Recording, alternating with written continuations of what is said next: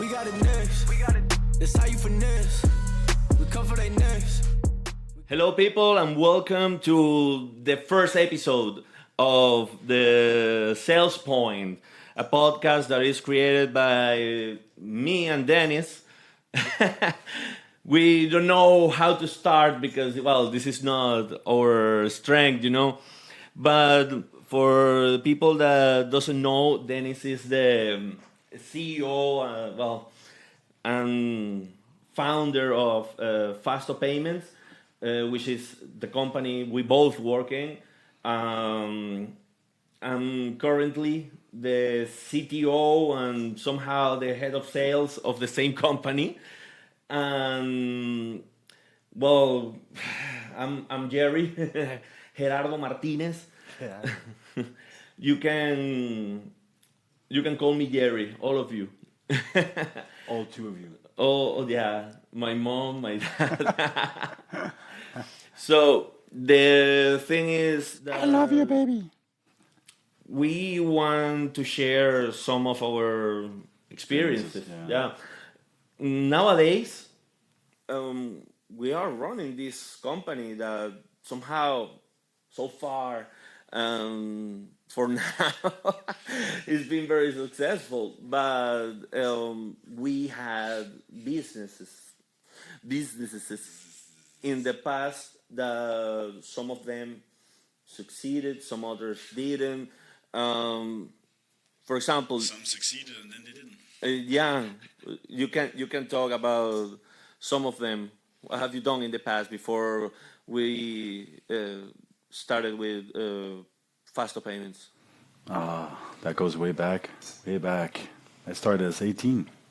I had a text-based game that I enjoyed playing myself, and I found this partner that had a little bit of cash, and it actually succeeded quite well. We came from a bigger game called Pimp's Lord, so it's a pimp turn-based game. Okay. And we all came from there. We wanted to do something else because they kept, screwing people over with the prices, and it was very biased, because they knew each other and the moderators were friends and shit. So we basically started our own. It was, for me as an 18-year-old, it was very successful. I sold it, not for a lot of money, but back then it was nice, $3,000 I think it was. For a text-based game? Yeah, it was nice. And then me and two other people got together and did the same. And it also became quite successful, but I left because of, they kept ganging up because they're older than me and they didn't want to listen to somebody who was younger. So I just left it and said, this is not worth my time. After that, it took me a while. I drifted through life with not knowing what the hell I wanted to do. I think I went through 6 or 7 different educations. Business school is the one thing that kind of stuck with me, but I wanted to be a developer, I wanted to be a guard, I wanted to be a waiter, I wanted to do so much, and I just couldn't kind of grasp how to get where I wanted to be. And I think truly deep down, I wanted to be self-employed, like I guess a lot of people dream about, but I would say the distance is that I didn't just talk the talk, I actually went it. So me and a buddy, we bought, I think we had like 7,000 Danish kroner or 10,000 Danish kroner. We bought like 7 or 10,000 emails. We had this really shitty system to send out emails where we had to do it manually. So the only thing was the import, and we had to get up, write the emails, and then we had to manually send it out as well. There was no scheduling function in it. I created all the context. That was for email marketing. Yes. Back in the day when we did affiliate marketing, yeah. You bought an email list. We bought it from an affiliate network that had these surveys, so we got them along with all these other people. And when we started it, it was very low key, like it was really old school. And then we met 1 or 2 guys that gave us these lists, access to millions of leads, and we started making a lot of money. Sadly, me and him had some situations because I started getting panic attacks, and I got it because I drank too much when I moved to Spain the first time. How old were you? 25. And he wanted to continue partying. Of course, I can't. You're in Spain, and there's You're in chiquitas Spain, everywhere. And you have good weather, Yes, and food. you're good food, and you're making money. yes, So of course, dude, you're 25. You want to party every fucking day. we did for a long while. Shit, we went crazy, and then I don't know. I woke up one day and everything changed. I couldn't breathe. I couldn't do anything. So I went back to Denmark and I started over. And it took me a while to recoup from that. But once I did, I built another business with. Actually, I did it by myself. I continued, and then because I'm not good with money, that's not my strength. When you have money, you're not good. No.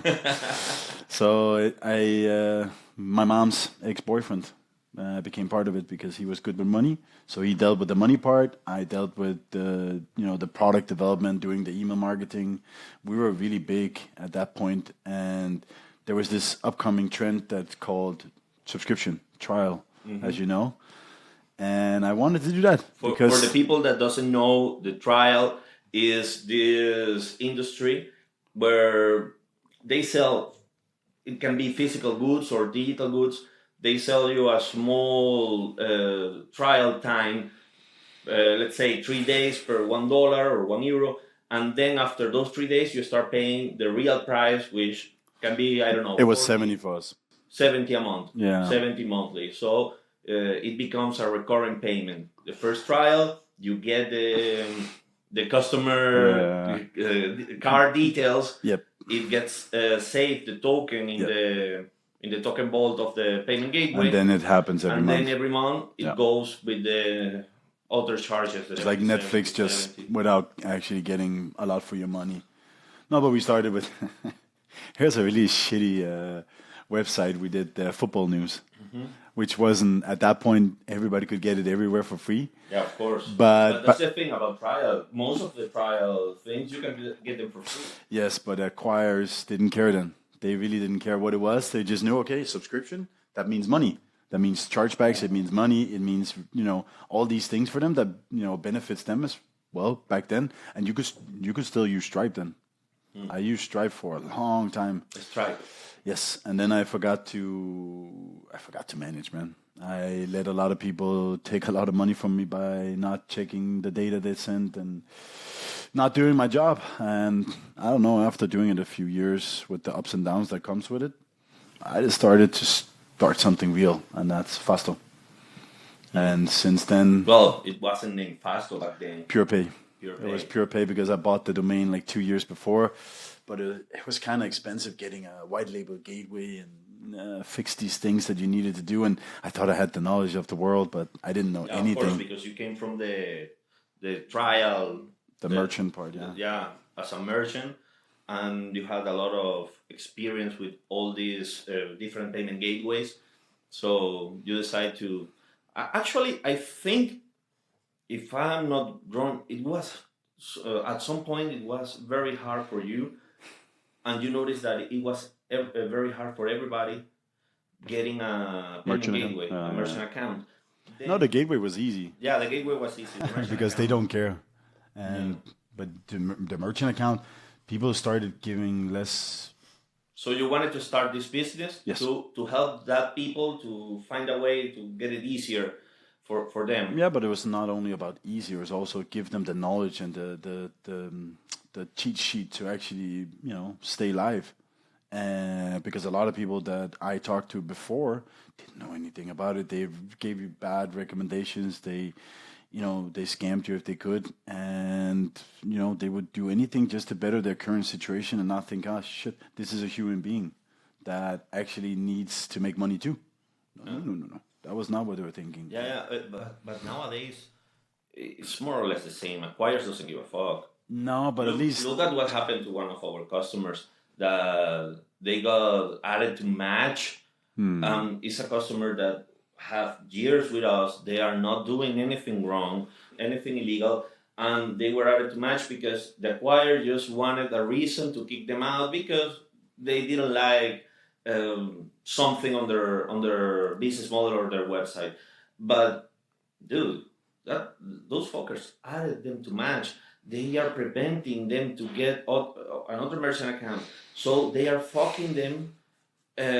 Not only the owners, they are fucking all the employees that in the last The 5 creators. years, the content Affiliates. creator, all the affiliates, the developers. So what the hell? Banks, it's like they It's don't too have easy. soul. It's too easy. It's like the benefit of being an acquirer is the same as being an end consumer. Is you have all the power. The merchants has no power. They will, even if they turn one way, you get a chargeback, or you turn the other way and you get terminated, and then you go a match. And what are you going to do then? There's nothing for you. You have to somehow maintain everything. And if you lose, also then you have the middle people like us, brokers with the gateways and shit. And you have to maintain. And sometimes being a merchant is frustrating. I can only imagine. Well, we are now, even though we do low risk. You know, we're still a merchant, and sometimes you think, what the fuck is going on? Well, your background and mine are very similar in many ways, but in some other ways... Affiliate, we have the same. Yes. In some being other a ways, product owner. different. Yeah, of course, you went a little more to the extreme side. No, not only that. Before that... Before that, you were low risk. Yeah, and before that, I decided to study and spend all my money studying. In my case, I grew up in Latin America, and I don't know, I grew up in a family that was telling me every fucking day that if you want to make money, you need to study. So yeah, I went to college. I got a software engineering degree, and well, communism came to, well, it was already there, but it became stronger. Of course, and it solidified its position where it was. And these technology companies just left. So for me as a software developer, there was nothing left. There was nothing left. So I went to what I learned from my family. My grandpa, my dad, they both were businessmen, entrepreneurs. So at least you got that. That's a positive thing. I went to the basics, yeah. And I started my first business, let's call it like that, was the concerts. Yeah. I started creating concerts, organizing everything, the production, hiring the bands, doing renting the places, the sound system, lights, printing the tickets, the flyers. It was crazy. A lot of manual labor, man. I think that in 4 years, between my 17 and my 21 or 22, I did, I don't know, more than 70 successful concerts. One wasn't successful, only one. And it wasn't because of my fault. I hired a Colombian band that was doing a tour in my country, and the concert was a Saturday, and they had a concert the day before in a city very close to mine, but they got drunk, they missed the bus, and that concert failed. Good thing I didn't lose anything. I didn't lose money, but I lost a little of credibility, probably. That happens fast. But after that happened to me, I decided I needed to regain that credibility. So I invested way more in bigger concerts. That's usually how it goes. Yeah. You think, hey, okay, that didn't work, but I can do better. Yeah. I can do more. I started doing bigger concerts, and not the last, but I think the peak reached when a band from the Netherlands, the lead singer was Venezuelan, and they contacted us, and we organized the entire tour in the country, 5 concerts they did. All of them were very successful. And the best one was in my hometown. And yeah, after that, it became harder and harder because of the communist regime to make money, to bring the bands, to get sponsorships. So I decided to stop. Sadly, I used to love that, but I decided to stop. And then I start selling electronic devices because electricity was starting to fail in Venezuela. After that, well, when the electricity started failing, in Venezuela we got this electricity protection devices. So voltage peaks usually burn the electronic devices, your fridge, your TV, your computer. So that one adjusted. Yes. Okay. Those one, I will show them to you later. Then I bought thousands of those and I start selling, and I sold a lot of them. That shit made me a lot of money because I was selling wholesale instead of to the customer. End consumer, you did it was B2B. Yeah. 100%. After that, which in many ways is actually a easier business model. Look at CBD, for example. It's the same. Yeah. Wholesale makes a lot more than end consumers, but you want the end consumers because then you have a brand that is maybe wider. So it's probably the same methodology in that way. Just focus on wholesale if you have certain things, because you don't have to sell as many. Because you have to sell at wholesale. They the buy amount. bigger, but then there's less customers. Yes, You have precisely. less customers, but they buy more. They buy more. Precisely. So when you get them, you make a lot more money. But when you can't find them, then it's less, a lot less. Then after that, communism became even worse, because those devices are not manufactured in Venezuela. Those devices were manufactured, I don't know, in China. So there was no dollars or foreign currencies in Venezuela to buy them in China, to bring them. So yeah, one day distribution chain disappeared. Yep, one day the devices just disappeared.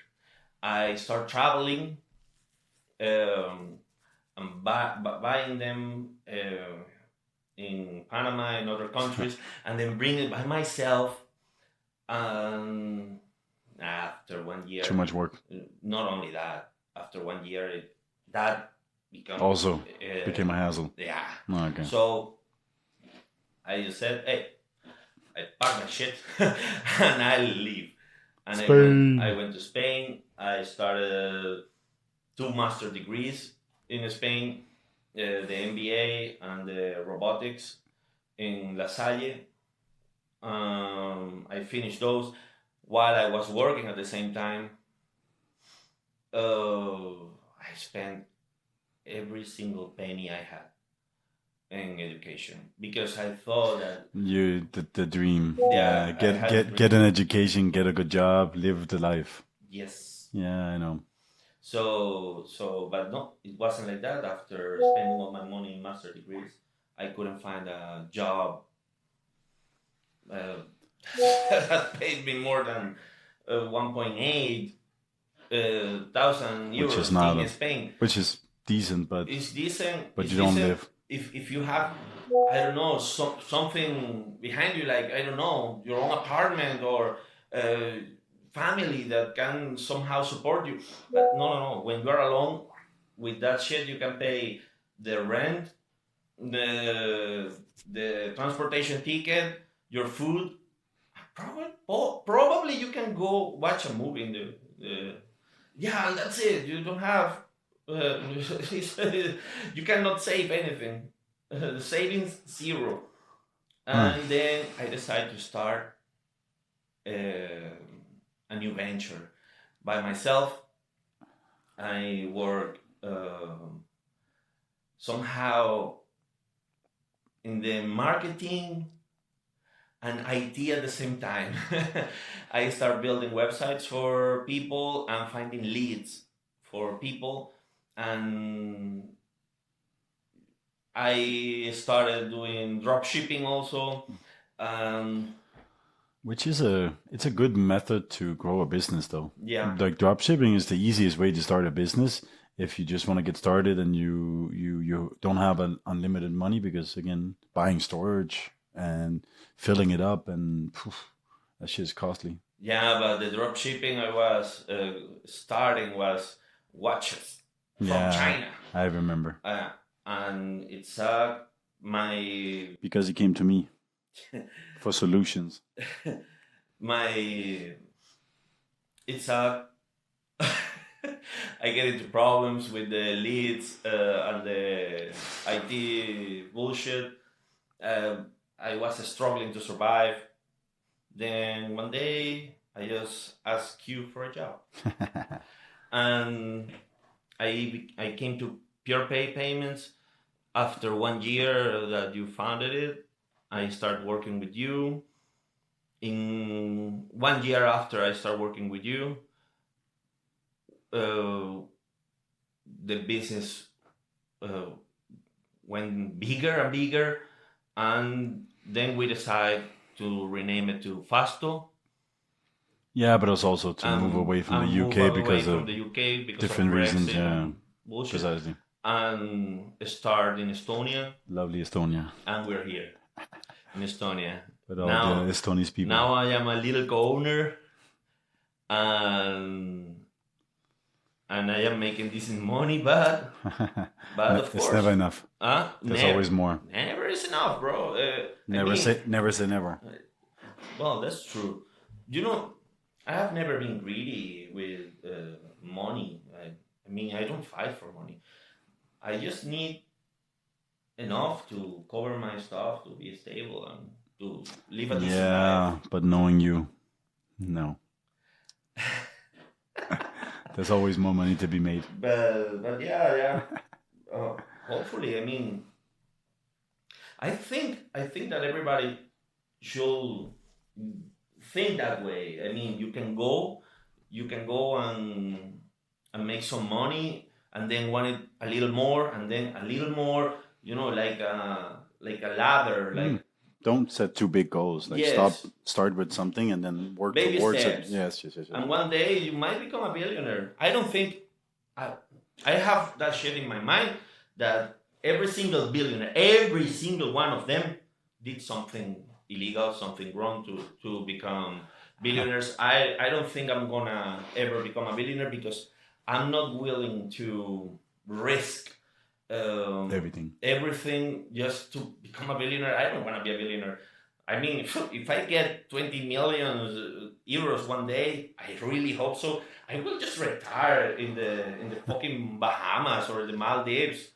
For me, it's not about actually having the money. It's just being in control of your situation. You know. Yeah. So if everything burns, you still have money. So you don't have to say, "Oh fuck, what am I gonna do?" Because if the business fails and you don't have savings or house or shit, you have nothing to safeguard you for. Well, you tried it in Switzerland, Yeah. drinking with a cow. Yeah. Don't talk about that. Yeah. Well, you see, like that, there are, if you don't have those safeguards, you have no limitations. Like there's no limitations that way. There's no limitations that way. You have to always manage somehow your expectations and everybody else's expectations, but don't let them define you. There's more. There's always more. Do you remember that movie about Facebook? Yeah, of course, the social network. Yeah. They said something like, "You cannot make a million friends without losing some of them in the way." Yeah, that's also one thing that I learned the hard way. There is a lot of people that you're gonna meet in the way. Most of them are not going to be there always. Most of them is actually I'm surprised. I'm surprised that you and me were getting good for so long that I actually wanna keep doing business with you and you with me because yeah, I feel very nice in here. You I think it working with is. you has been great, and I know that this podcast people should be listening to you because you have great ideas and we have struggled in many different areas that um, probably our experience somehow Resilience. I huh? think it's more resilience. Yeah, We can help them. we don't let the failures, hold us back. We Yeah, see it as an obstacle. It's like how many weeks have we thought, fuck this week? This week has been shit. And then next week becomes, unimaginably better. yeah, It's just like everything, every time you get hit, you just continue. It's like I always compare it to marathon. They always complain and say, hey, you will hit this wall. If you go through it, you will complete it. But if you give up, what was the point? yeah. Why are you giving up? Yes, it's going to be hard. If it was easy, there would be fucking 6 billion people running the marathon every day. It's not meant to be easy. It's meant to have Do you imagine me running a marathon? no, maybe rolling. Rolling in the marathon. Yeah. The fat fucker. That would be amazing, though. I don't have those ambitions. Shit, doing that? No, I would not. So now that we introduce ourselves, let's start with today's topic. Today's topic is something that we both feel comfortable speaking about it because We've done it the last 4 years. yeah, we have been working together on this the last 5 years almost, 4 years, yeah, which is payments, online payments, and also Offline, POS. yeah.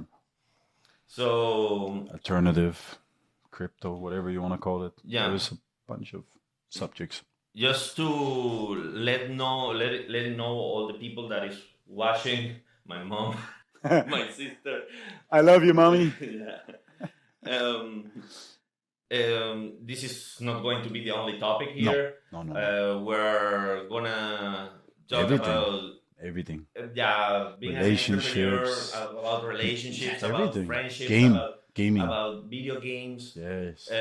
We have many ideas. It's not only the podcast is not about payments. It's about It's like life. it's like a video, like a what do you call it? A video diary. It's talking about all the pages that we have in our past, and provide it to somebody who might need it, hopefully, or just have some fun, have some laughs. I love that. Perfect. Then let's make a small water break and let's continue with the subject of the day. Did it all on my own, yeah. When it brought it back home, yeah. Now they calling my phone, yeah. But I'm all in my zone. Well, we're back from the water break. And well, It's time to go deep. it's time to go deep into the payment processing part. We're going to talk also about APMs, high risk, low risk industries that are considered high risk, low risk, even But not low risk, because low risk is very. yeah. That's the but I that's want the storefront. But I want just to explain what the hell is low risk to the Yeah, but- people because I get it. I there get is it. a lot of people that they are doing adult, but I don't get any chargeback. I should be low risk. It's not about Yeah, the but chargebacks. defining low risk is very easy. Yeah. It's everything that is storefront, basically. Yeah, basically you have a store, you sell goods in your store, and you have the online, your website, your online high risk. store, your e-commerce as Ah, an yeah. extra. Yeah. If it's not drop shipping, you Yeah, have to have the storage you and need the to have your products. own stock, and you are selling locally Yes. in the same city, not the same city, in the same country. Yeah, because once you start doing cross border, it becomes Yes. medium. Maybe, for example, here in Estonia, you can it can be considered low risk even if you sell to the Baltics, because True. But it's the same thing if you have a strip club. That's also considered more or less low risk because you have a strip club. Yeah. You're actually there. but The MCC will be done low at risk different. for POS. Yeah, POS, of course. You cannot book online. Okay, I want 4 strips. I want a stripper in 30 minutes. Then we're gonna give some advices and check some FAQ, the most frequent Common, asked questions. So to start, you can start. What is payment processing? Well, payment processing is very easy. If you think online, then it's every time you pull out your card. That's payment processing. You need a gateway. You need a card. You need a merchant account. A mid, yeah. You need the mid, and that's it basically. But you need to go through the KYC and getting approved, and it takes time, especially if it's high risk. Then you have this advanced amount of checks that you have to go through, and yeah, payment processing is everything that is with a card at this point. Then you have, of course, if you go outside of that, then you have the APMs. Then it's not based on a card, but it's based on bank account or crypto. Or wallets. Yeah, but even wallet comes down to card or banking.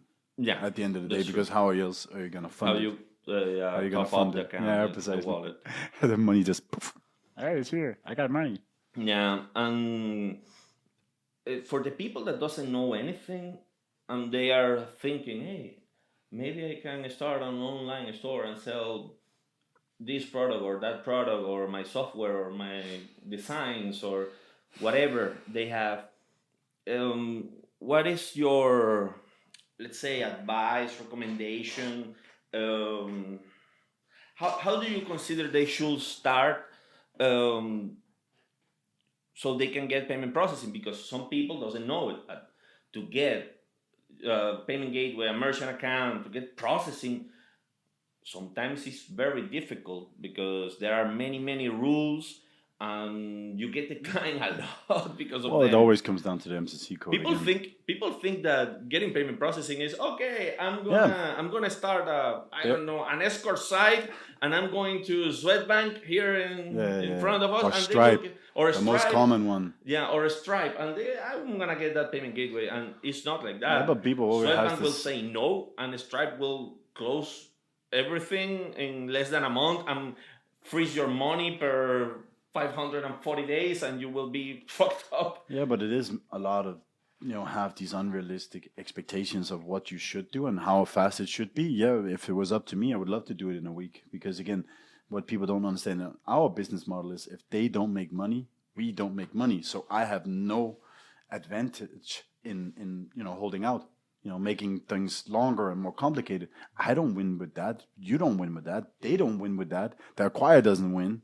So at the end of the day, people just need to come in with a open, realistic expectation, depending on what project they have. Even for low risk, sometimes it can take a week and a half to be approved. It also depends how fast is the merchant, because a lot of the time, we can sit here and we can wait for 2 weeks for one document.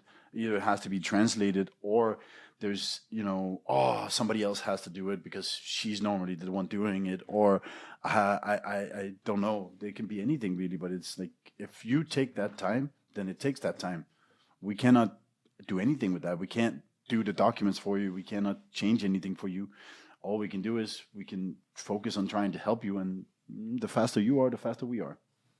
Also, some people, they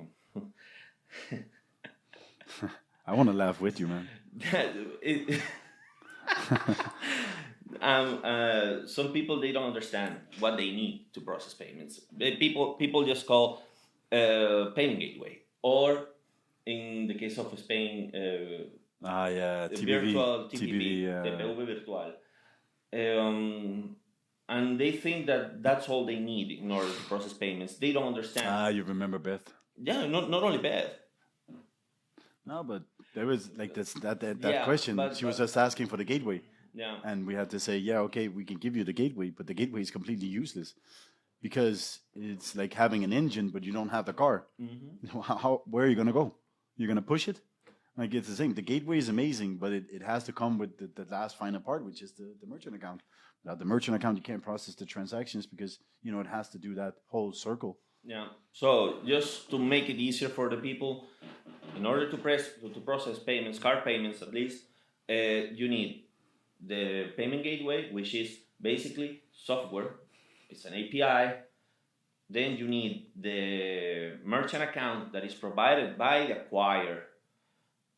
The acquirer is like a bank, but that process cards. It's not a commercial bank. That, You don't go to them like right across the street and yeah, some of them can do it, or some of them sometimes do it, but you It's don't very go uncommon. to BBVA or to. I would say that I'm surprised a bit. You can, but it's You just can. it comes with a whole different situation, and it can be amazing.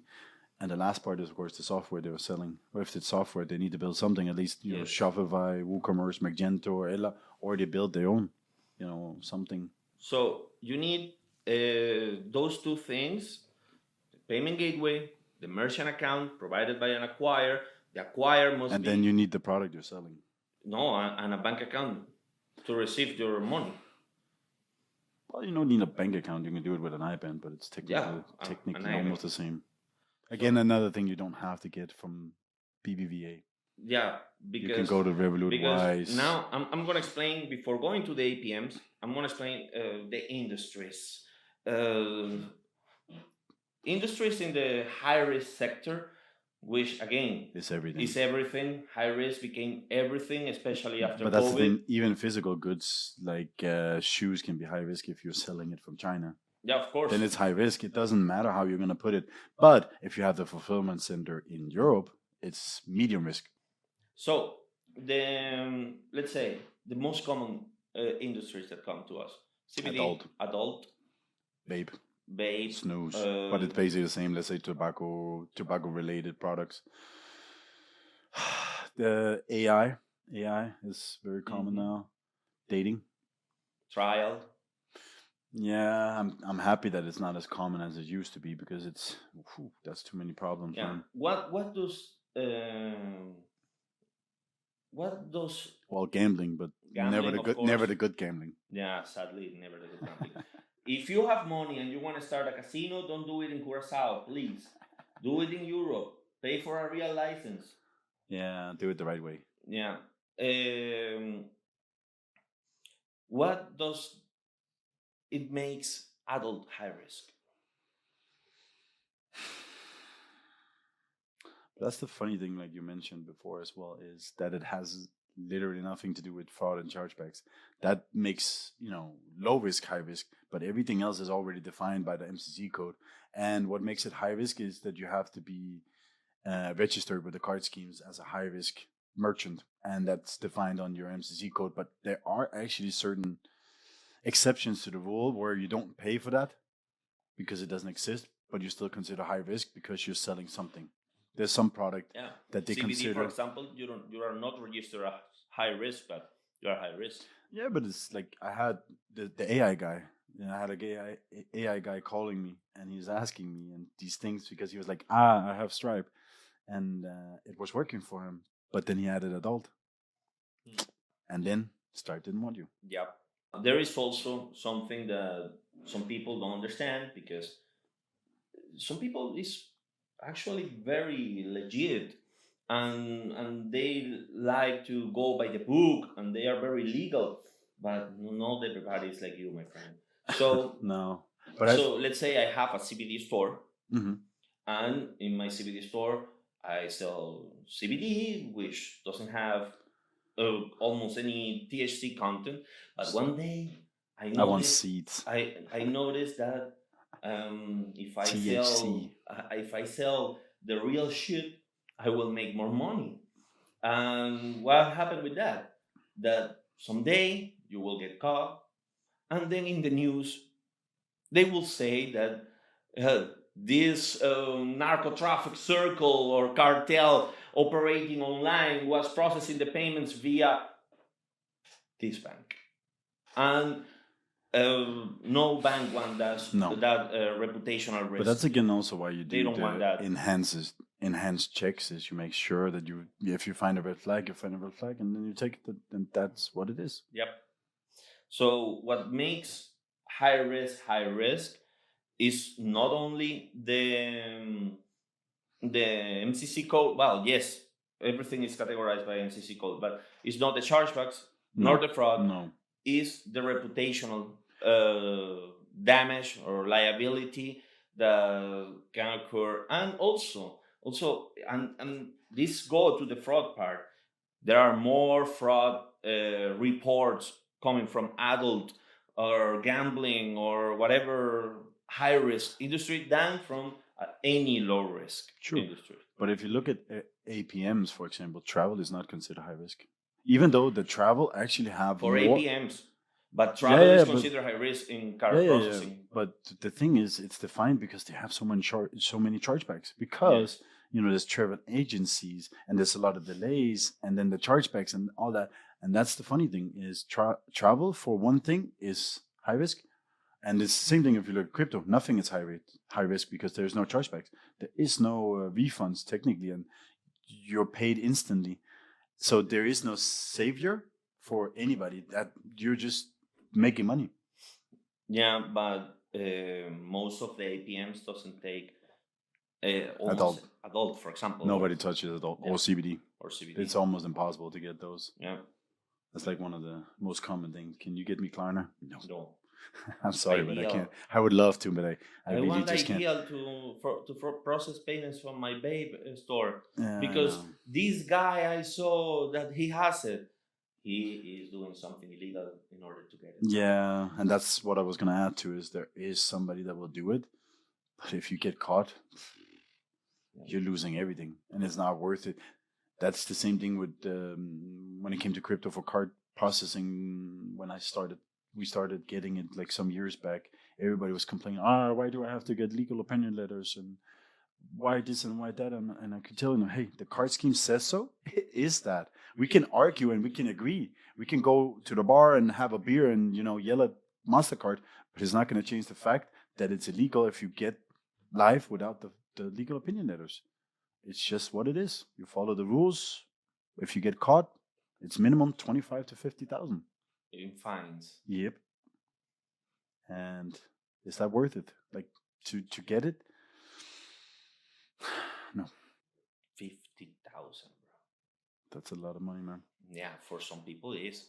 Some others, casino owners, whatever, they don't care. The Curacao ones. Yeah, they don't care because they Forex and Seychelles, they don't care. That's why they cut the corner. Mm-hmm. Because point. They make a lot of money, so I gotta pay 50K. I don't give a fuck. Yeah, but they also get that unfair advantage that they probably don't pay that much in taxes if they pay any. And that means they have a bigger marketing budget, and they don't have the same regulation to follow either, like Malta or Cyprus. So there's a massive disadvantage if you do that, and that's why I'm actually quite happy that MasterCard has been one of the first ones to say no more. We don't want to help Curacao. I don't care what the money we're making. It's not worth it because it doesn't make sense. Because if you look, I will say that the opposite side of the coin is also like in Europe. Technically, from Malta, you should be able to sell to all of Europe, but you can't. Yeah. For example, in Holland, it's illegal unless you get a Dutch license, which again makes it weird. We're saying, okay, Curacao is bad, but we make it impossible to sell to certain countries. And I don't see the point in that either. Then we're basically just saying, okay, get Curacao, do it anyways. Yeah. Just find somebody who won't do it. But you got to be, consider that there's a massive financial risk if you get the wrong solution, like Chinese banks or that's certain people named T1 Payments or Patriot. Certain PayFacs, which we are not going to mention their names. Do you know that the snus is illegal in the Netherlands? No. I mean, not Belgium, the Swedish snus. Belgium also. Yeah, the nicotine pouches became illegal in the Netherlands, and I had a merchant there that was selling, and he moved the entire company to the Czech Republic. Yeah, and the stock and everything. It's the same thing I saw. What's his name? Anton, one of our merchants. I don't care, man. We're not talking shit. I'm just saying, like, he has a business here, but his stock is not here. So he has it in a different country where he follows the law still. Yeah. And because certain countries make it harder. For example, from what I understand, in Estonia you can't sell it with taste. The vape. Yeah. Yeah. It gotta be tasteless. Or So you're sucking on water.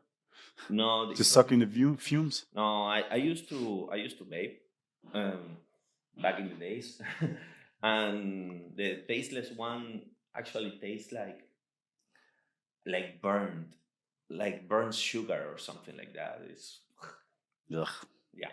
Nah, I'm happy. I'm happy. I don't have that problem, man. I don't have that monkey on my shoulder. Yeah. No. So now regarding APMs, Oof. there are a lot of APMs, especially here in Europe And and, if you're and low Latin risk. America. And Latin America. There are a Latin lot. America is getting clever. Yeah. Like with all that. Yeah. I would say that if you look at North America, No. In I the think United I have States to and pay. Canada. I have to pay. There's a few of those Klarna, because Klarna is there too. But Yeah. there's a few of those, buy now, pay later. But outside of that, they're still on ACH and cash, and they old. But in South America, you have all these interesting ones, like Pix in Brazil, which is massive. Pigs in Brazil. In Colombia, they have like 70. Baloto, no sé. Ah, yeah, that's true. Yeah. I don't understand them. Yo. Yo. I don't understand some of them because it's crazy, but a lot of payment processors, PSPs in Latin America are growing thanks to those APMs, and they are safer, quicker. I don't know, everything better. I think it's also better controlled because usually it's controlled by the banks, which I always say, it's the only institution that can always keep doing criminal Yeah.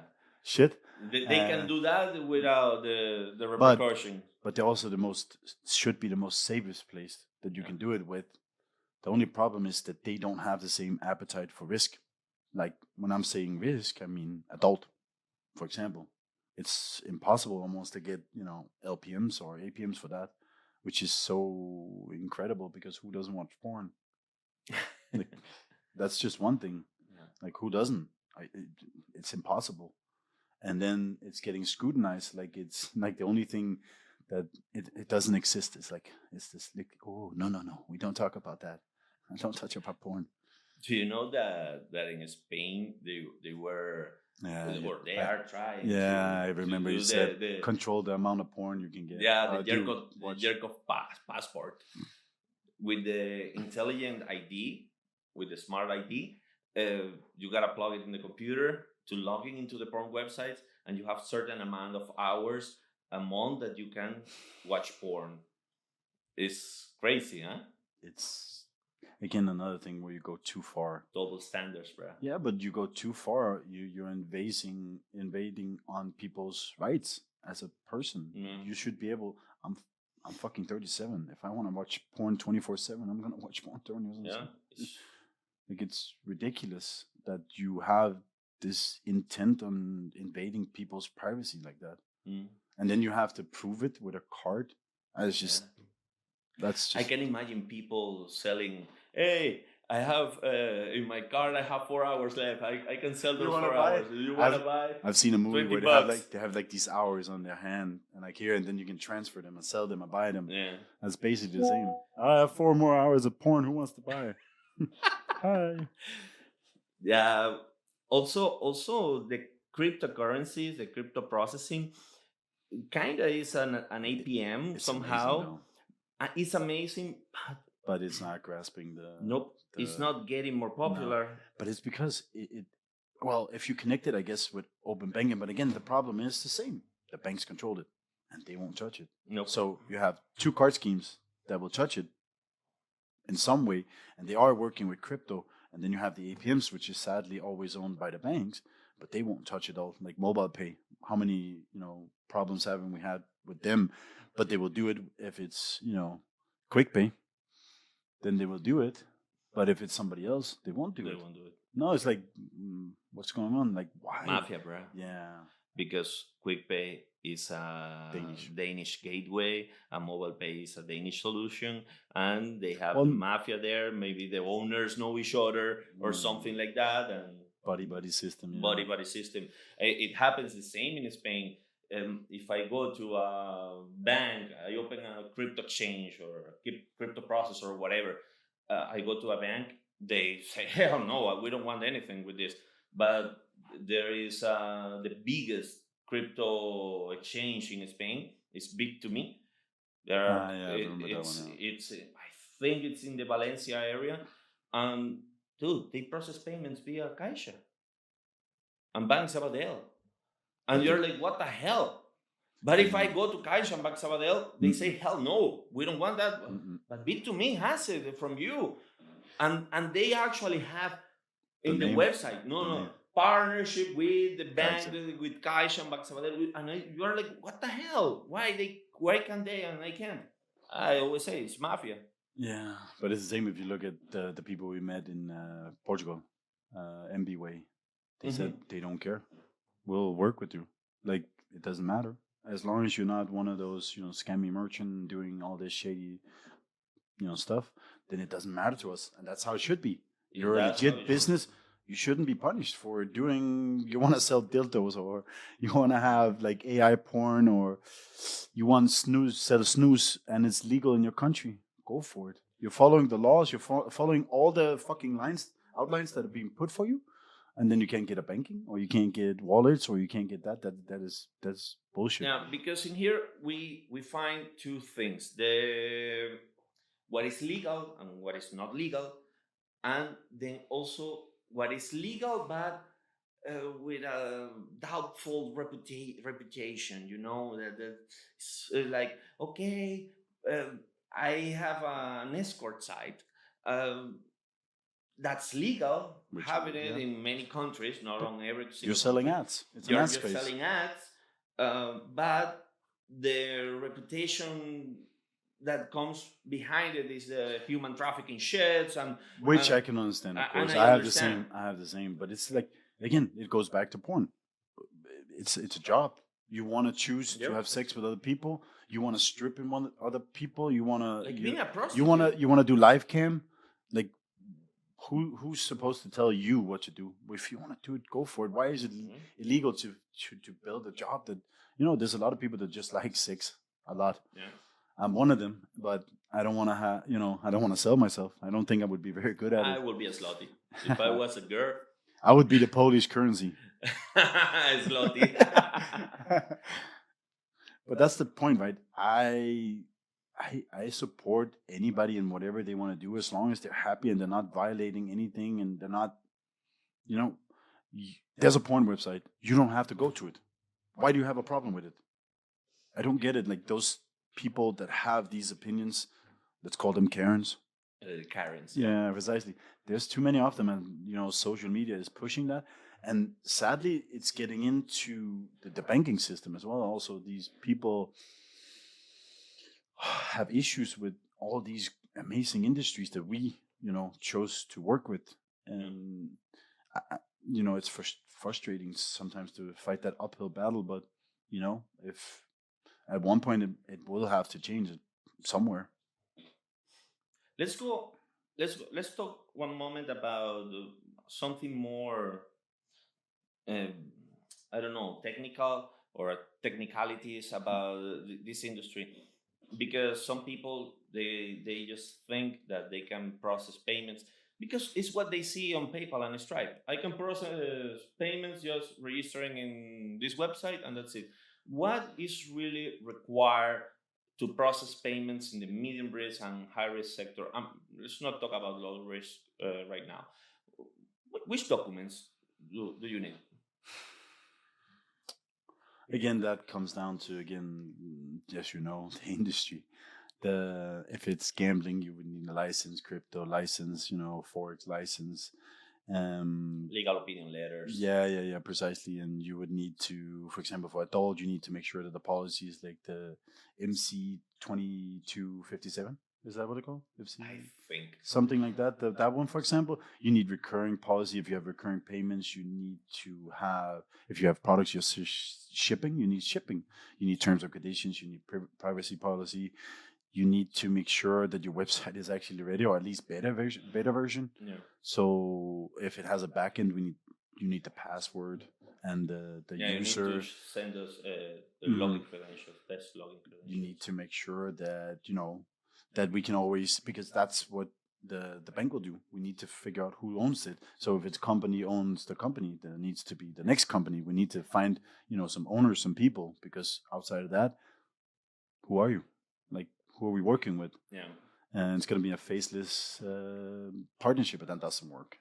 What about sole traders? I mean, do I need a company? It actually makes it easier. Sometimes it actually does, because you don't need all these company documents, because it goes directly to you. So you just need the proof of identity and proof of address, and actually just having that little document that says, this is my name. You're a sole Yeah, trader. yeah. That's it. It actually makes it easier, because you cut out a lot of these other documents because you find the owner directly. And that's precisely the same point. You found the owner here. Now, done. Do you know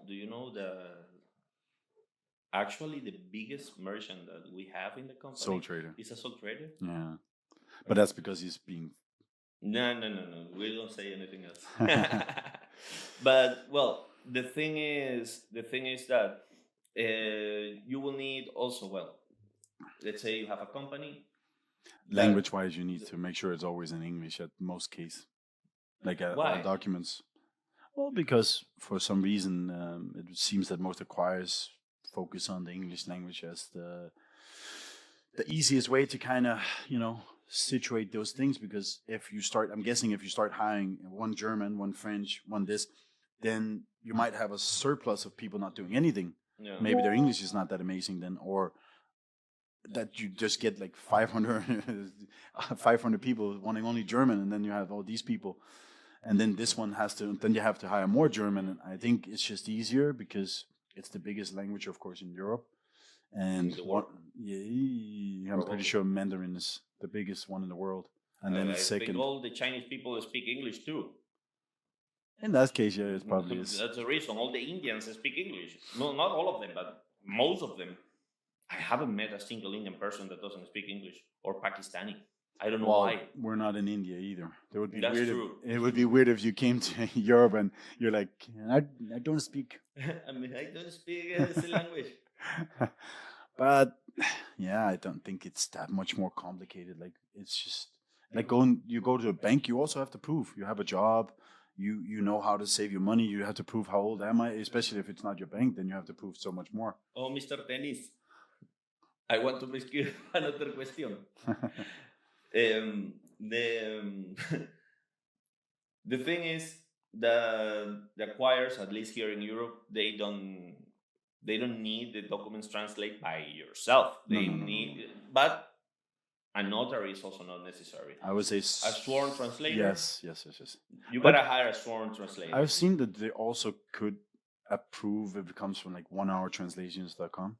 I've had that in the past, but I'm also guessing that it has some validity to it, so it's proved that it was done correctly. In the case of Spanish documents, abroad.eu also have very good pricing.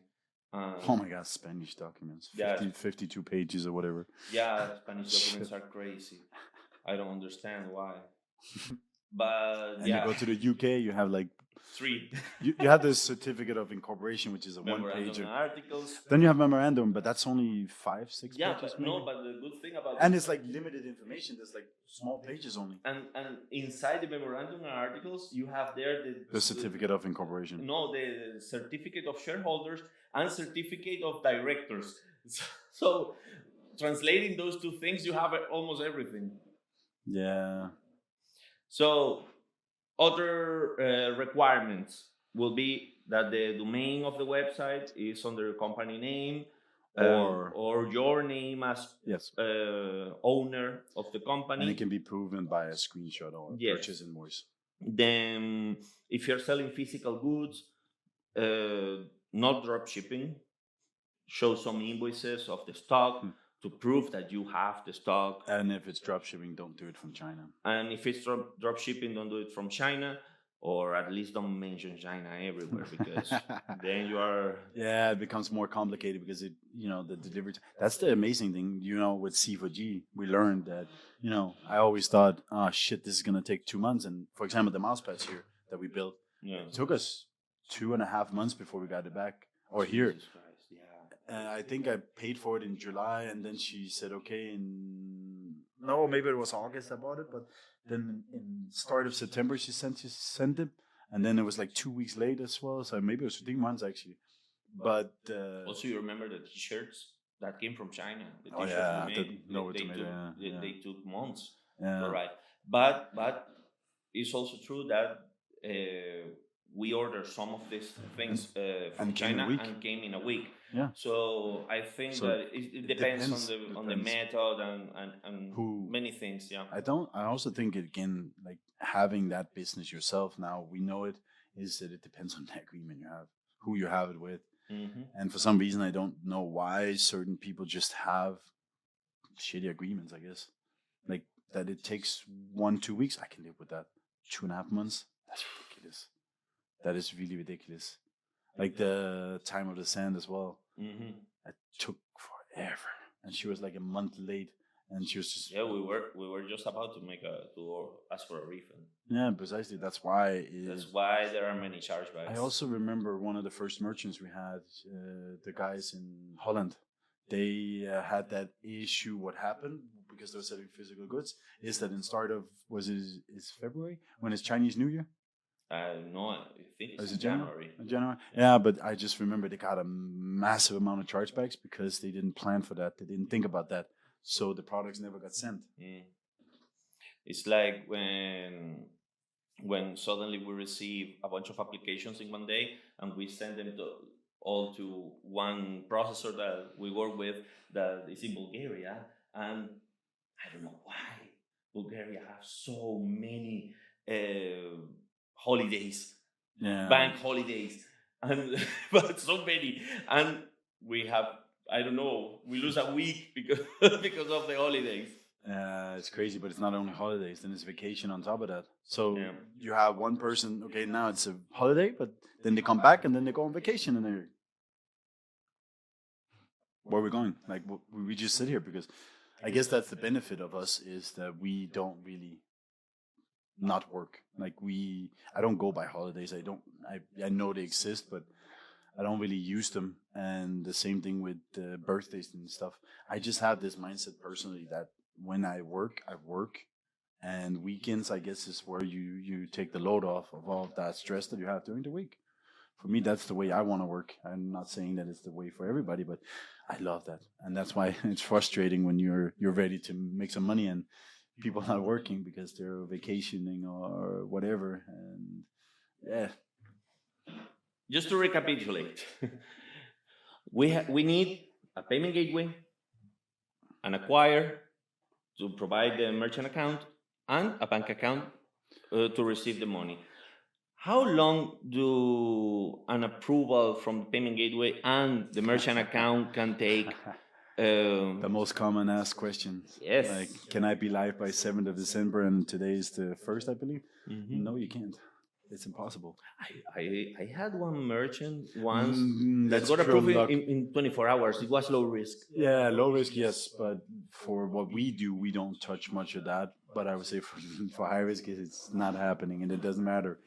I would love for that to happen, like, Insta approvals. Yeah, that would be nice, but as we sadly know, when it comes to high risk and medium risk, it just takes longer, and that's also the thing. Actually, if you think about it, if you're in medium risk and you're trying to ship from China, for example, it also affects your payment terms, which is a good thing to know. For example, with our acquirer in Denmark, it would always affect it negatively in the amount of, if it took you 30 days to get the product to them, you were going to be paid once a month only. So if it takes you 2 weeks, you only get paid every other week.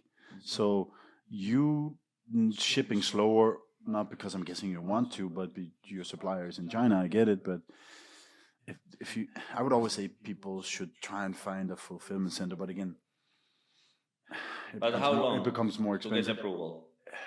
A bank account is A merchant account. okay. A merchant account is again. The math is very hard to say, but if everybody's on their game and everybody has, let's say, a minimum of 24 hours, a maximum of 24 hours with the response and the documents that they need, I would say 2 weeks, 2 weeks, Yes. more or less. more or less, depending on industry, of course, always. You know that the bank will And require normally- startup versus history, Yeah, chargebacks versus no chargebacks. but the acquirer will normally come to us and say, "Hey, I need these extra documents." Then, But it's been worse. I would say that in the past, I would say we'd had certain experiences where they come back with 15 questions, and you're like, yeah, that's not happening.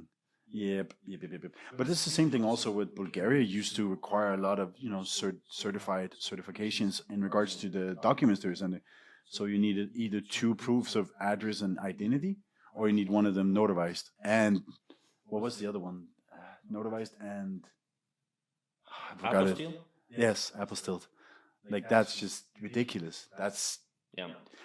but now everybody has like Veriv or Ondato or whatever they're called, and they verify it that way. The same thing as crypto does for onboarding, and I'm guessing gambling and forex now also as well, is that you have that step where you don't have to ask for this anymore because they verify it online. People do it on their own time.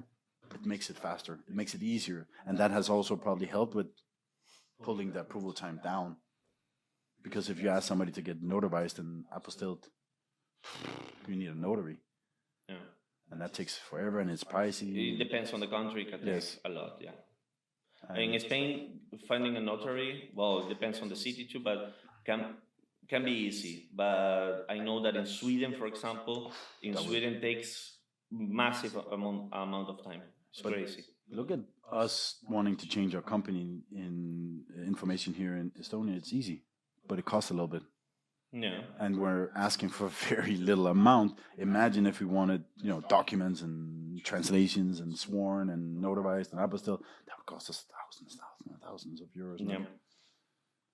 So, 2 weeks, best case. Best case, 2 weeks. Worst case, 6 months. yeah, I remember one merchant. I remember Wirecard. I had a bunch of merchants there, and I kept pushing them for 6 months, and then they crashed. Thanks God they didn't get approved. Yeah, shit, they would have lost money. So I have another question for you. What is the most common industry that you receive applications? Now, AI AI, but or in content creator general, platform. content creator platform like Yes. OnlyFans, adult. Yes. Can you tell me what is required for them to get a merchant account? Well, all the policies. The policies. There's a lot of them because it touches all this human trafficking, and is it done willingly and with consent and whatnot, and you need that, and then you need to, are you selling only virtual goods or is it physical goods as well? Yeah, some of them sell their panties. Yeah, that's a funny one. I still remember that story of that stripper I met in Las Vegas who told me that once a month this guy came to buy her what do you call it, The tongue. the tampon. Oh, fuck. Jesus Christ. But yeah, adult is the predominant one we have right now.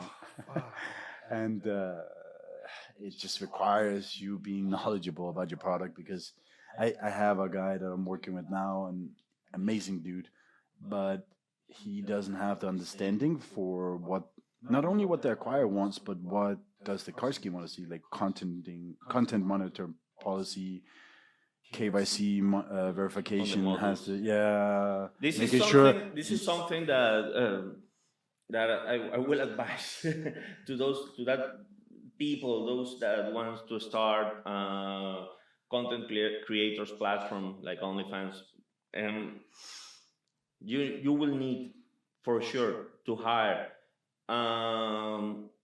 content monitoring API. Mm-hmm. That checks your that website to will make check sure your that- website yeah. every day, and you will make Red sure flag. that no underage People Another will be thing that you there. can also do is, I would always add that is the manual part where, people can flag something for you Yeah. because it's not always the AI will catch it. Yeah, you need to add the Report. icon on all the content, and also the KYC. Don't do the KYC manually by yourself. I know that even at the It beginning creates too it can many be easy, question marks. but it creates many questions. So hire some company like Ondato, Shufti Pro, Verify, or Verify, no, Verif, Yes. one of those to handle your KYC for the models, because they will do a good job. They are certified. It might be costly, but it's worth it. And it's And not that I think it will be costly. mandatory, if it's not already for most. And another thing that I also seen lately, especially if you're a startup, is source of wealth. You have to I prove don't where your know money why is they coming from. keep asking for that shit, but it is. I understand it It's in bullshit, because sort of, well, hereby I declare that my money comes from my savings. Sign. That's it, and it's working. I don't see the reason why they want that. But there are the ones that are probably more real about it, that actually says, I sold another company. Okay, then show us something. And I think it's more that you're a startup. It's like going in for the only thing I would say here, and that's a comparison. The comparison is a loan, as always. You're going for a loan, you have to prove you have money, right? It's basically the same. The difference just is you're asking for something here. Here you're only asking for basically a shell. Because you can't go over. You can't end up owing the money unless you get 1 million different chargebacks. Then you can't end up owing the money. But the same part is that I understand it. I think it's annoying, but they just want to know, can this guy hit 50,000 a month? Which is the same we want to know. Because we ask for bank statements to see that, okay, this guy at least have some money. We ask for, or I sometimes ask for like a marketing plan, just to make sure, like, what's your marketing budget? Are you gonna hit this? Because if you have 5,000 in your account, I don't believe you're gonna get to 500K. At least not today. Maybe in 5-10 years. Okay, I can't wait for that. I would love to, but I can't wait for That's that. another thing that happens a lot. Startup companies that they come and say, "Hey, no, yeah, I'm gonna sell CBD and I'm gonna sell 3 million every month." Yeah. Oh my God! And they never do. They don't reach 10K a month, never. So if you are going, Be realistic. be realistic. If you are starting a business, not only be realistic. I would say that, Don't start it if you don't have money for the marketing. no. And it's never that easy. It's like CBD. They probably have one of the hardest businesses to get marketing because you can't do Google. You can't do. I know that you can do certain things that you can get with Google, but for the most part, it's almost impossible. Adult you is can't. the same. Yeah. Adult yeah. is the same. You can't do PPC. Nope. I didn't know that. No, it's only SEO, bro. But you have more forums. Yes, that's You true. have more outlets to actually get the traffic, whereas for CBD, a little harder. But yeah, it's still getting scrutinized because the biggest, again, it comes down to card schemes, American. Biggest platforms for traffic, American. Yeah. So they go by the American way, which hates adult for some reason. I don't know why double standards do. Yeah, but I don't know how you do, man. What about crypto payments, crypto processing? Crypto payments has a lot of benefits and merits to it. I would say that if you use it as a means to sell something, it's amazing. If you're doing it as a means of investment, you need to be aware, but that's not for No, this. we're But not talking about that. We're talking. crypto payments is amazing. I have some. Let's say I have some money in crypto, and I want to buy. I don't know, my subscription to the pornography website I like. But that's why it's amazing. It has no holes because nobody can say no to you. And even if people are a little shady, there's always a trace, which I think is amazing. Yeah. So even for the shady people, there's a trace. The transaction can be found easily. But if you think as a means, it's amazing because I would say the only thing that I still have a little, I'm back and forth with is when it comes to cards, you have this massive benefits for the card holder Yeah. with the chargebacks and the complaining and fraud and it's bullshit. And in crypto, you don't have it at all, which means all the benefit goes to the seller, not the buyer. But with cards, it's the opposite. And it should both of them move a little more to the middle, which I know Visa is trying to with the compelling evidence, Yeah. which is amazing. But it's like crypto is amazing in so many ways for that because it's opening up the world a little bit, maybe people's horizon that you can do it and it's not controlled by anybody. There's no banks. There's nobody who can define what you're going to do with your money, which is amazing. If I could put it in crypto, not being, well, I can, I guess, but again, that's another problem, I guess, with crypto is that you can't put it into any crypto and you can't even put it into the stable coins because they can also drop, which I've seen before. The Luna? No, Yeah, Luna was? Luna crashed. And that one I've then heard a lot of depegged, people. it depegged and it went, and then he relaunched another one, I think, Luna Classic or something. I don't know. But anyways, it's good. I think it's amazing. I don't think it's ever going to get the mainstream because how? How are you actually going to get it into that kind of environment and infrastructure? Because the banking, the cards, they have all the power. Yep. How are you going to get the money from the banks and the card schemes over into crypto? Like, how are you going to make it so it becomes that? There are some banks. If people start paying me salary in crypto, okay, then I'm good. I can do it. Yeah, but there are some But there's banks. still we can't buy everywhere with crypto either. Yeah, that's another problem. But there are even some banks that they block their cards, so you cannot buy on crypto exchanges. Yep. They block the MCC. And that's the thing, right? So you're back to it's good, but there's always somebody fighting you. And even if you wanted a card from crypto, you still need Visa and MasterCard. Yes. So Card schemes. Again. somebody has to build like a card scheme that doesn't have the same limitations, and then there will be an opening. Yeah, But then you still need the banks, billions. and you still need the banks, or you need somebody to have one big bank. Then maybe you can combine it. But yeah, till then I think it's just gonna be a small. I think it's a lot less than 5% for a lot of people, unless it's like certain people doing shady things. Then it might be bigger, but for normal people, it's like 5-10% maximum that people will do. There are more things that we can ask. One of them is regarding the chargebacks. People always ask how they are, what they are, how it happens. Can you explain more or less what is a chargeback? I always call it Forced refund. invasive rectal exam. Oh yeah, prostate exam. Yeah, they're going into my wallet instead of my booty. No, but it's a forced refund based on the cardholder's determination to complain. Like it means that they're basically just going in and say, I don't know this transaction, or I know this transaction, but I never got the service, or so on and so on.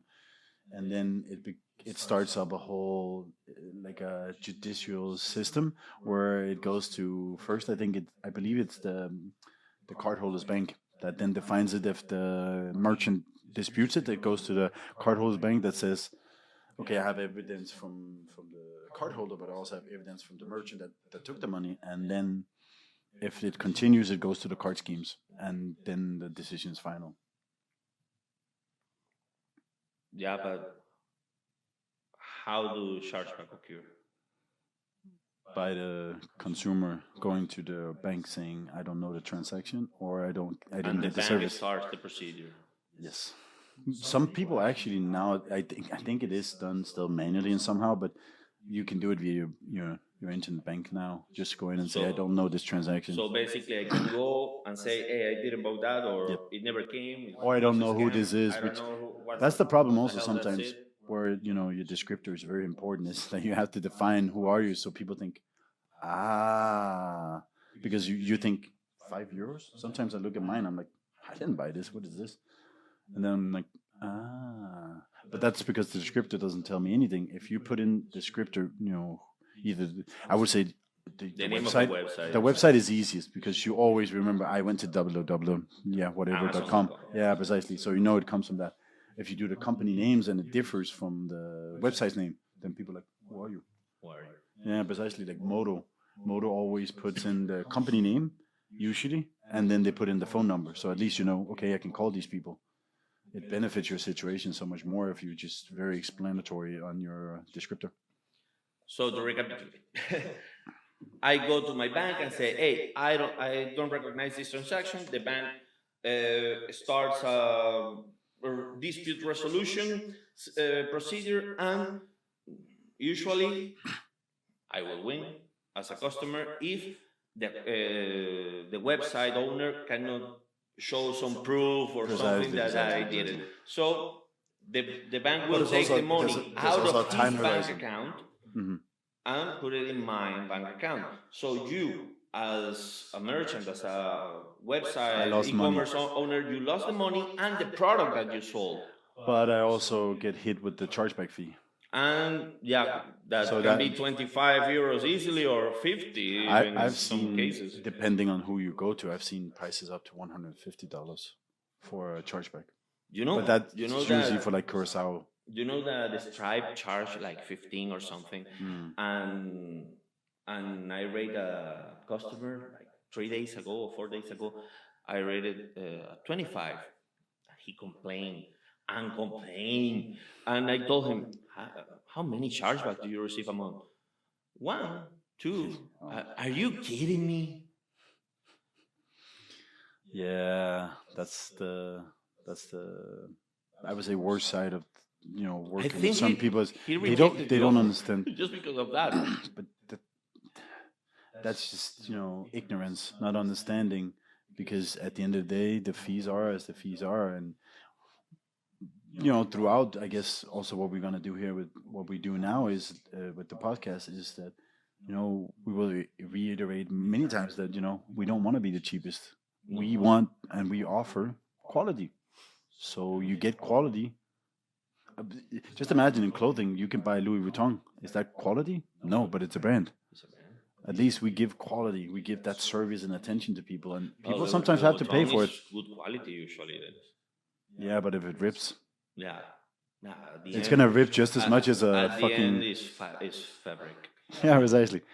So people just need to understand that the pricing, and that's what I always try to tell people: the pricing can change. But prove to me that you can do what you're telling me you can do, and the pricing will change. What I usually explain to the customers that complain sometimes for the fees is that this is a very an industry, a business vertical, the payment services that it can be easily handled from your apartment in flip-flops in your computer or your laptop, or from, I don't know, Bali, sitting in front of the which beach. a lot of people are. Which a lot of people does.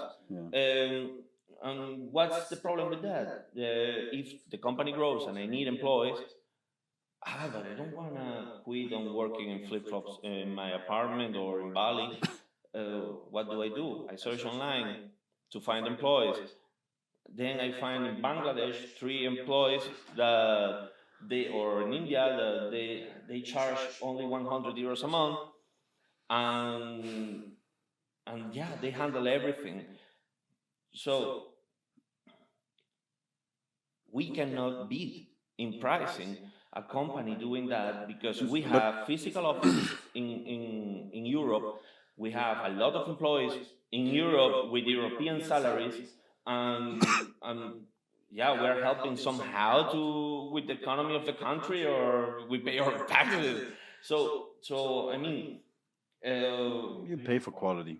Precisely. In most cases. Precisely. You will speak with somebody that in here that speaks your language, that knows what she or he is doing. But we also do a lot of things as a company for the people that work with us.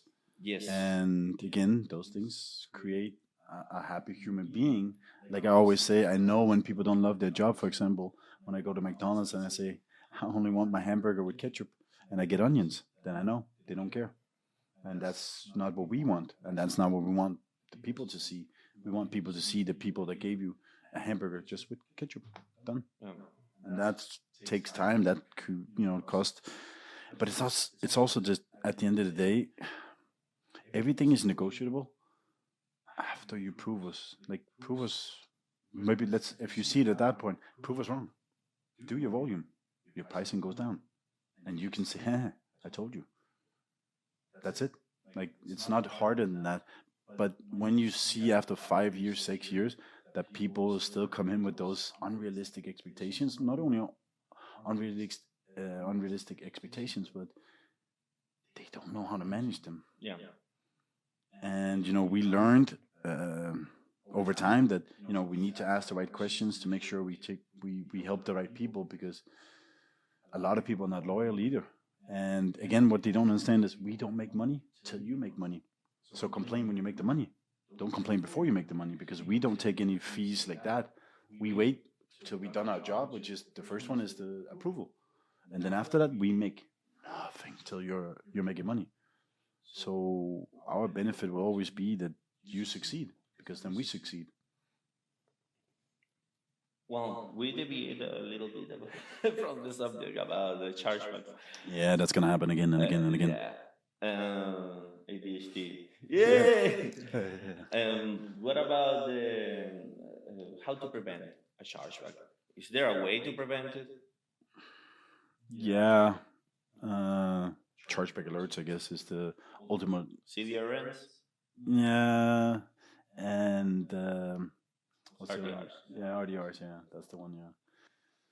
Those are the only ones. I would say outside of if you're doing recurring, you can delay a transaction. Mm-hmm. So instead of when people say I want to buy this, instead of if you have this experience that you know for certain things, you can delay the transaction. So you pre-auth. Mm-hmm. You say okay, we put a hold on that, and if somebody comes back and complains, you just release it and goes back to them. Then they can't do a chargeback on a transaction never took. Yeah, because it's a pre-authorization, Yes. not a charge. Yes, precisely. And you can use like the way we look at fraud, the fraud tools. You can use it as a way to sort it out before it ever becomes a chargeback based on prehistoric metrics, whether from the person itself or maybe there's a characteristics that goes again. Okay, just to explain, the fraud prevention tools are not to prevent chargebacks per se, but it helps.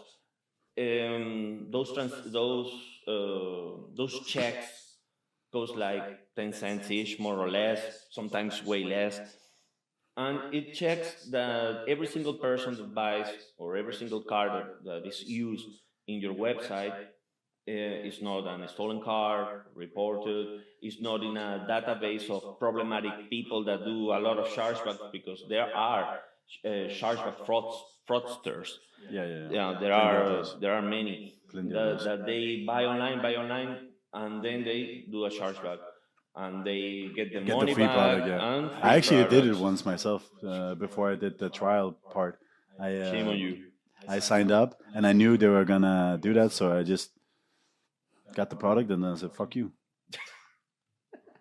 So these checks, they evaluate databases, and they're instant. I mean, it won't delay your transaction. No. Not even. It also scores it and then Yeah. goes by the score of it. Yeah. You can define it yourself, of course. Yeah, it generates a score of the transaction, a risk score, and you can set if the risk score is Less than 95. Yeah, Decline. yeah, precisely. Or approve above whatever. Yeah. So those tools are actually helping a lot of people nowadays, but in some cases they are unfair. If used wrong, you can also cost yourself a lot of volume. Of course. Yeah, if you set rules very strict, you can be losing legit transactions Yes. in there. The thing Because is, it might be because they took their iPad with them to somewhere else. Or they borrowed a friend's iPad in a different IP, and then the score will differ because it's not the same device, it's not the same IP, and there might be other small parameters that Yeah. push the transaction that way, but it's the same person that bought 5 minutes ago on his own iPad at home. Yeah. Also, the other problem with those transactions is that, let's say you process 10,000 transactions every month. 9,700 of those transactions are 100% legit and you have no issue. But the other 300 transactions are fraud. So you are paying 10 cents per transaction To stop those to 300. stop only 300 out of 10,000. And yes, that can be frustrating for some people. It's But- not mandatory for everybody. No. I think that you should do those tools only if you are struggling with your fraud rates and your charge-off rates. Because it is. But at the end of the day, if you look at the math of that, all those transactions would go to the acquirer anyways. So if you look at the math, would you rather pay 20 cents in auth fee or 10 cents in fraud? The only problem I see is the dropout. Do we actually still keep the approval rate and the amount of money they make on the same? It's hard to do it per merchant, but if you're in, again, like you said, if you're really in the danger zone, you should consider it. But sometimes it can be a positive and sometimes it can be a negative. I would say for most cases, it will be positive if you do it the right way. So you have to figure out what's the plan. Why are we doing this? Are we doing this to stop all these declines and frauds and chargebacks from hitting the acquirer? So my approval rate looks amazing, and it will probably also help you with certain bins. They would think, oh, they never get a decline. We're not going to stop them, because if you get like 70% decline at a bank, they're probably going to think, hey, who are you? Let's block this one completely, and then you can't ever get into that bank. And that, if it's the U.S., maybe it's the statewide that can be, or countywide. If it's Europe, maybe it's the country and says, okay, Santander, Denmark, what doesn't want your transactions? Because we've seen certain people having issues getting into, let's say, Sweden, for example, has been really complicated, especially if it's adult or CBD. It has become a problem to actually get the approval rates. So, it can help, but there's no guarantee how fast. You might lose money on the way and you might have a headache, but what's the alternative? That you let the acquirer sort it out. Yeah. Let's go do a small water break, and then we reply a couple of questions more before we finish today's episode. If I finish the drink, they gon' buy. Give me 50 something like a right. If I said it, then I be lying. We're back, baby. Yeah, after the water break. I like that we say water break and then we.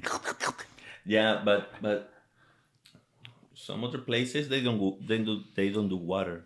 Yeah, no more alcohol. No. We go crazy. Yeah. Anyways. I'm having Vietnam flashbacks. PTSD. Yeah. So the thing is, we are short on time. So I have 3 questions. The 3 last questions. Let's try to reply Faster? Yeah. Less? I guess, More precise? One of the questions is, what is the MCC code? What is an MCC? Can you explain it? I can explain what it is, but I don't remember the name of it. Merchant category code? Yeah, that's the one, yeah. It basically, it's a system of codes that defines what you're selling, what you're doing. Your activity, business activity. But what is quite funny with it is that it doesn't always define it like broadly. Like, because there are certain businesses completely different from each other doing in the same MCC code. Yeah. Which is funny. Marketing something, and it's an escort website, so it's adult. Precisely, that's what I mean. It's funny, and I think CBD is the same as supermarket or something, if I'm not mistaken. Yes, it's similar. Precisely. Yeah. So it's basically the same. It's just for the card issuing bank, for the acquirer, for the card schemes to know what are these people doing.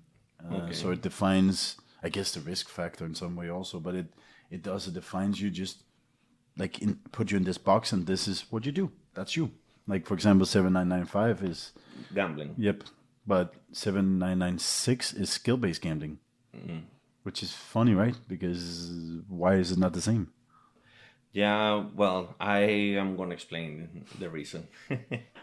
The reason that they are different, and also the reason of the existence of these MCC codes, is because there are business models that in some countries are forbidden, are banned.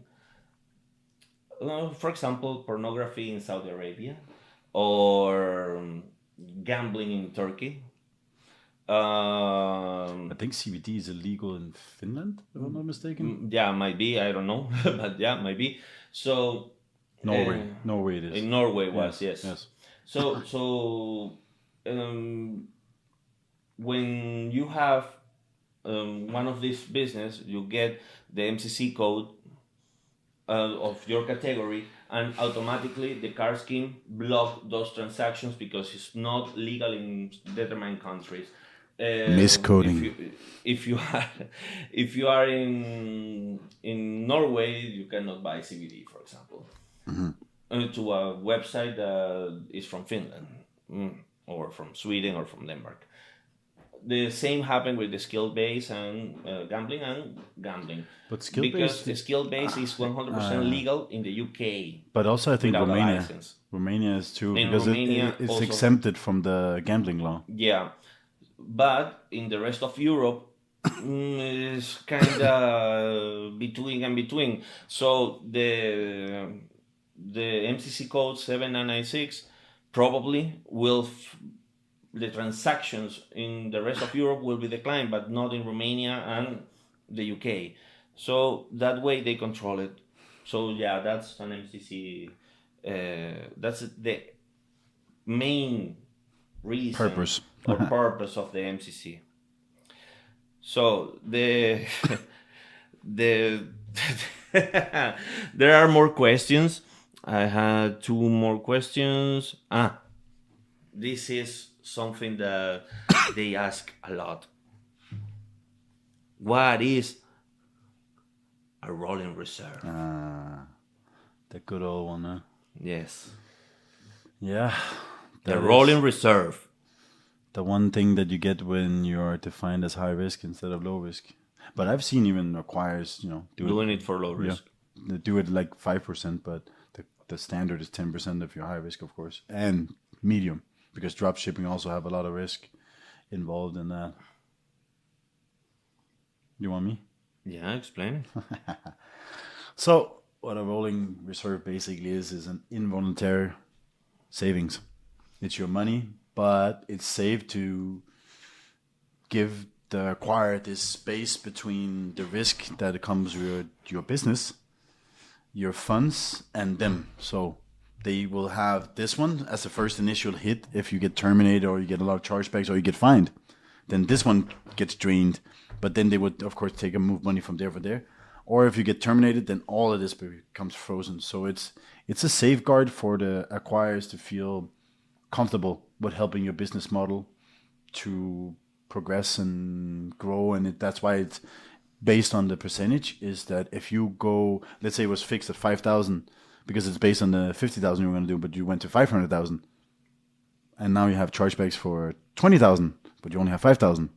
So it always goes with the growth of the business, and it's usually held for, some people say 180 days, counting the weekends, but it's 120 working days. And you get paid from that first day that you took it, the first day you made a transaction. You will then for 120 days not see the money, but it will start getting paid out.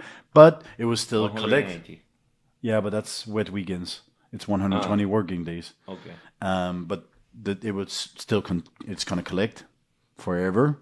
And another thing that is negotiable, if people actually achieve the goals that they say they will, and they don't get a lot of chargebacks and problems and refunds and all these things, It can go down. Yes, it will usually go down to 5%. I would see the lowest I've ever seen it is 3%.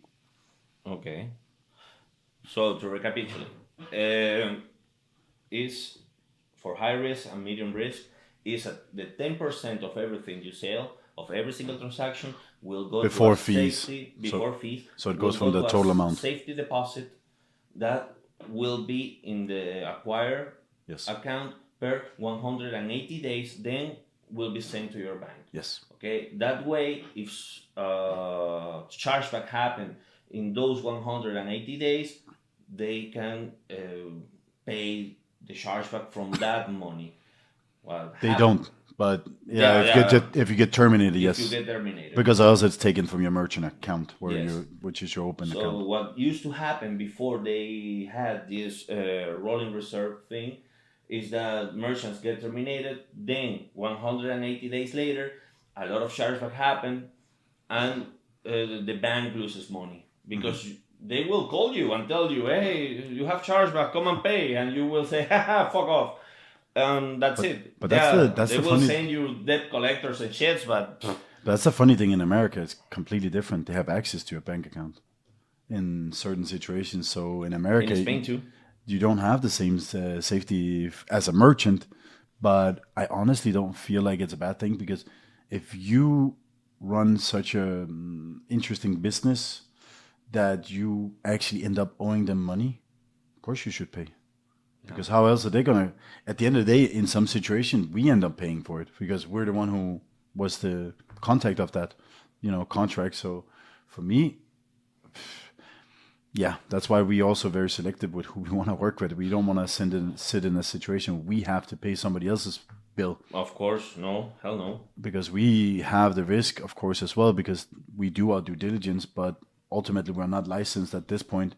And that means we don't have the same access to match or other things that only licensed entities do. You know what happened to me once? I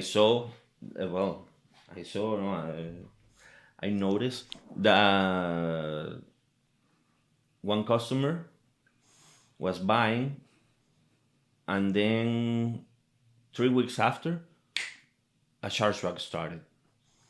And the money was going back to his bank account, and that customer was contacted, and he said, "I never did the chargeback." So I've seen situations. There are chargebacks that are initiated, especially if it's by cross-border. your bank, yes, without your consent, without you asking. Because but it's the same thing. There's certain people who get a transaction declined even though they have money. Yeah, it's because the bank checks, it's an AI, a risk score or something that happens in there. They check your history, and it says, well, this guy never buys online, and he is 75 years old, and suddenly he is buying pornography in midget porn website, and yeah, he's spending 300 euros. Well, the bank will automatically consider that as a fraud, and they will try to do a chargeback, even that the old guy was buying the pornography. So yeah, but it's the same thing when I was trying to give your girlfriend her first salary, and I put in 1 0 too many. I was close to sending her 73,000, I think it was, or something. It was a ridiculous amount. Maybe 2 zeros too many, but I went too crazy, and I didn't even see it, and then I clicked and I was like, oh shit. But it stopped, and it said red, and it was like, no, okay, that didn't go through. I would say it could have been a worse situation. At least it was her, and we would have gotten the money back. But imagine if I did it to the wrong one. So in that regard, it's nice for me because that was not a very prudent situation for me. But for that you speak about, it's the same. It's the same as if you do cross-border sales. Especially in America, they initiate a lot of chargebacks on your behalf, and they decline a lot of your transactions without your consent. Yep. Because I've seen a lot of people that are like, I didn't do it, and I want the service, and then he calls his bank, and they're like, yeah, we did it. Yeah. So, people, now you know that sometimes shit just happen. It is what it is. It is what it is. And just to finish, the last question: why should I, as a merchant, as an e-commerce owner, or as an entrepreneur, why should I hire services through a PSP, which might be a little more expensive than going directly to the acquirer? Well, first of all, for me, it's never, I look at this as a partnership. So it's not, they don't hire us because then they have to pay us. But it's more of a, we work together. I don't work for you. You don't work for me. We have this common goal. Let's go for it. And the reason why people should, in any case, whether it's us or somebody else, and you should do your due diligence always, of course, to cover that you don't choose the weaker links. And by that, I mean scammers. But it is that you have the flexibility and you have the openness, because if you say the wrong thing to the acquirer, Bye-bye. the client, or you're kicked out, or so you get not only the experience of all, it's the same thing as the fraud, right? It goes by the basis of maybe the former transactions. Yeah. We had customers before you.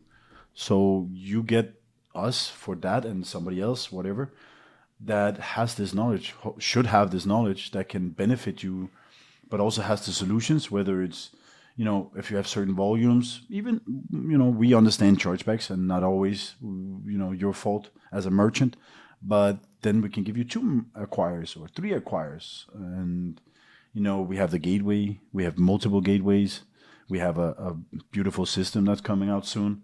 So, with us, you get somebody who thinks more about your needs than my needs, because my needs are your needs. If you're an acquirer, you think, oh shit, I have a license. I want to make money, but I can't help everybody. So working with somebody like us, you get that. We're looking at your case. We will see where can we take you. And, it's that. Like, you get flexibility, you get knowledge about different things, because of course acquirers have the knowledge as well, but they're usually a lot bigger. So they have a lot more people, a lot more training and all this. And most PSPs are medium-sized. So you get more personalized service, I would say. And, well, what we always sell is that we actually care about your business. And if you get the client once, we'll try again. Yeah, precisely.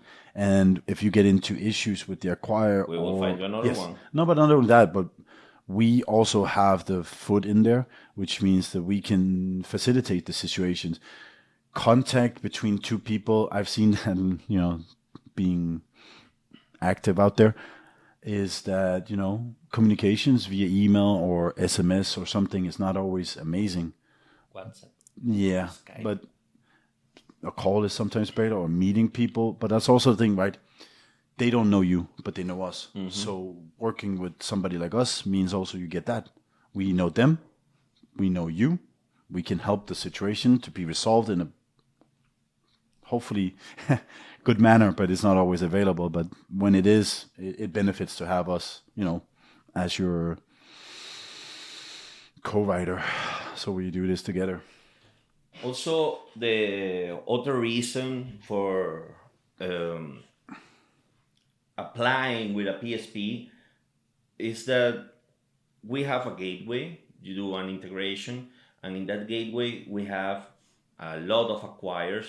So if you want to change the acquire for any reason, they kick you out, you don't like the fees, or you don't like them, the approval rates, easier, whatever, a lot easier. We can apply in another acquire that but is the already same gateway. In the gateway, especially if you don't need recurring. To do another integration and spend or try to get your tokens out, which can also. Yes.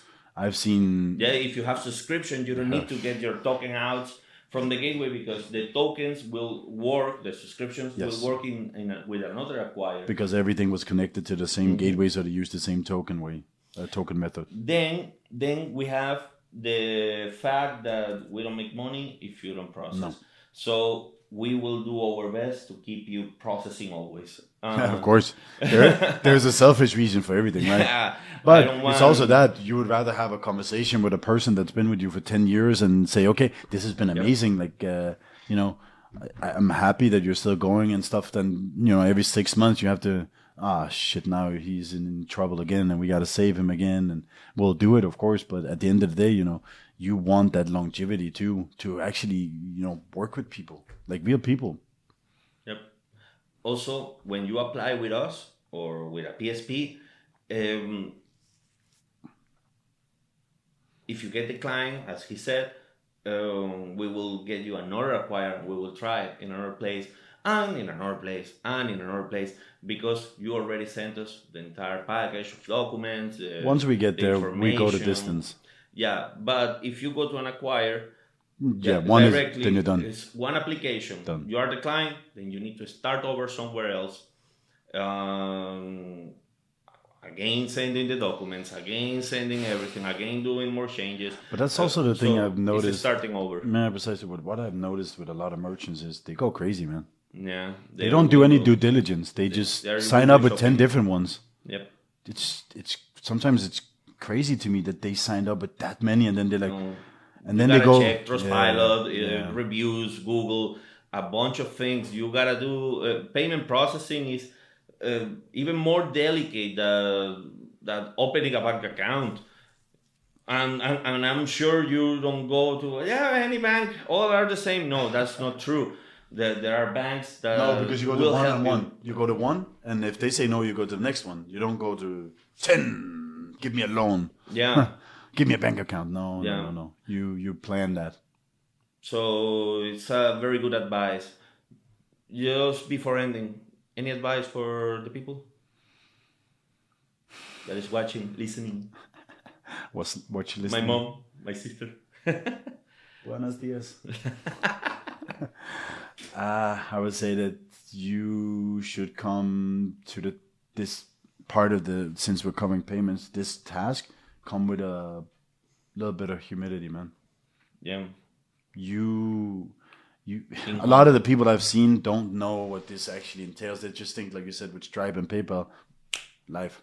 Yeah, you're live in 10 minutes. And the Then, API is then gonna. they check and then they close you. But we check first to make sure that you can do your business. Precisely long term. That's Yep. the focus here again, because even if we look away from We have merchants that are have 5 years live with us. yeah, but even if you look away from the money part of this, it's not very fun to open a merchant account, closing a merchant account, open a merchant account, close a merchant account. It's a lot of work. It's not fun because we have to have that discussion also. Why was it closed? Could we have done something? Could we have bettered the situation? And it's easier to just people come in, say, okay, I'm listening. And like I told you before, for one merchant, I did their content policy, monitoring policy. I did their business plan with them. To help them. Yes, because I went the distance. I said, Because okay, you know that he wasn't gonna do it because he came in with the same thing, like, this is too much, it's too complicated. Yeah, but it is what it is. You want to go live? Then it has to No, be I done. go to Stripe. Okay, go. Then get your money frozen and lose it. No, I go to this random payfac from the UK. Okay, go, and get your money stolen. Yeah, that's the thing is that people don't understand. Like you said, some guy complaining over a chargeback fee of 25. Yeah, okay, I get it. It sounds high, but if you have one chargeback, what do you complain about? Yeah, 2 chargebacks. Even if you had 10, yeah, but What are you complaining about? yeah, it's literally nothing because everybody else, most other people will be more expensive, even if they're not. Let's say it's 15 to 25. It's 10. If you don't get 1,000 a month, okay, then I get it. But I guess people just want to find a problem. I've done it in my life, trying to find problems in people instead of finding, what's the beauty in them. Let's do The outro. the last water break and finish. Let's go. Did it all on my own, yeah. When it brought it back home, yeah. Now they calling my phone, yeah. But I'm all in my zone. So we're back, and yeah, just to finish, final thoughts. I'm happy we got started. Like, I gotta be honest, it's taken me over a year. Yeah, Started with an idea just to talk to, the clients that we have, to touch some ground there and help people, maybe learn from their experiences. experiences is So it's been nice. well. I want to let the people know, my mom, my sister, that we're gonna have in the following episodes. Next of them, we're gonna reply to the questions that we find in the comments. So please subscribe, share, like, and ask questions. We want to have a segment. There is no stupid questions. There are no stupid questions. I would rather ask some stupid questions than no questions, to be honest. Yeah, that's Even true. if I have to, it doesn't That's matter true. So thank you, Dennis, for your time. Thanks to myself for my time. Arrogance. You need it. Yeah. Thanks everybody for watching, and yeah, let's see you in 15 days, maybe less. Well, we'll figure it out. I think we have enough content for plenty, so whenever. Remember, like, subscribe, and share with everybody. The point of sale. The sales point. Yeah, we decided to change it. The point of sale wasn't that good. Sales point. Bye. That's how you finesse. We come for they next.